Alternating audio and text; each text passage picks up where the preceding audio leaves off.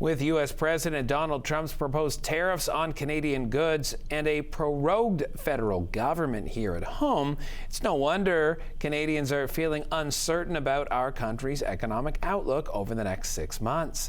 Jessica Kaitting reports from the 2025 RBC Economic Outlook event that took place at the Oakville Convention Center.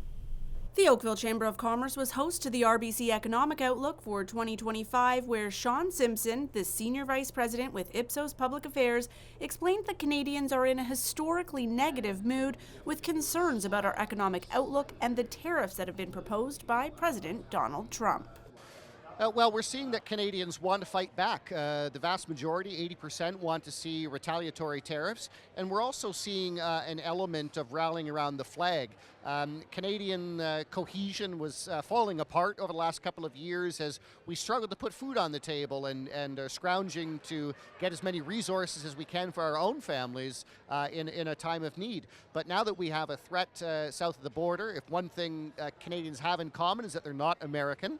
And so we're starting to see our national unity and cohesion start to increase. Now, there's still cracks in the lining. Of course, if the Bloc Québécois does well in the federal election, they promise to hold the Parti Québécois within the provinces promise to hold another referendum.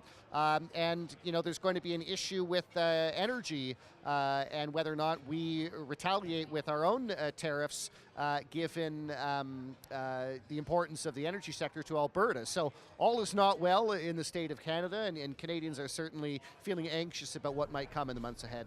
The current state of our federal government is, of course, another concern that's top of mind.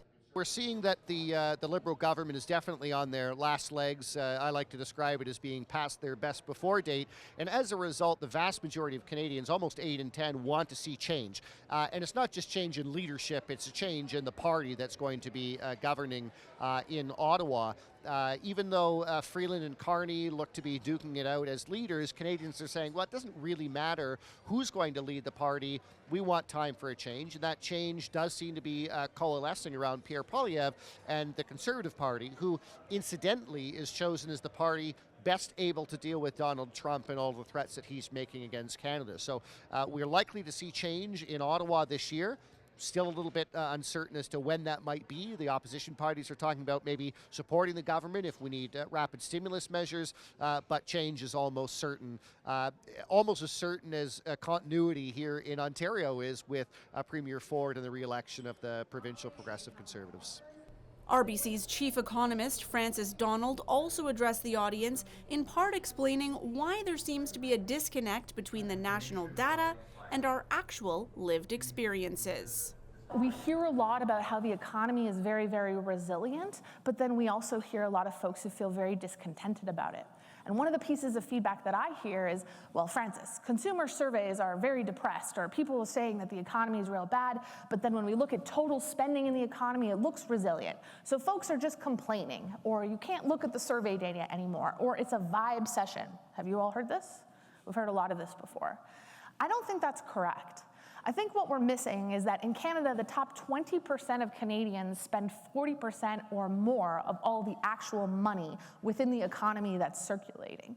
So you can have very weak pockets in low and middle income Canadians, but the economy as a whole can look great because your wealthy Canadians are spending.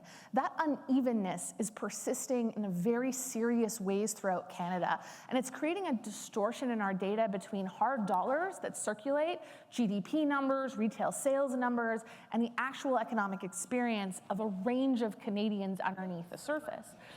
The full presentations will be available soon right here on your TV. For Halton News, I'm Jessica Kaitting.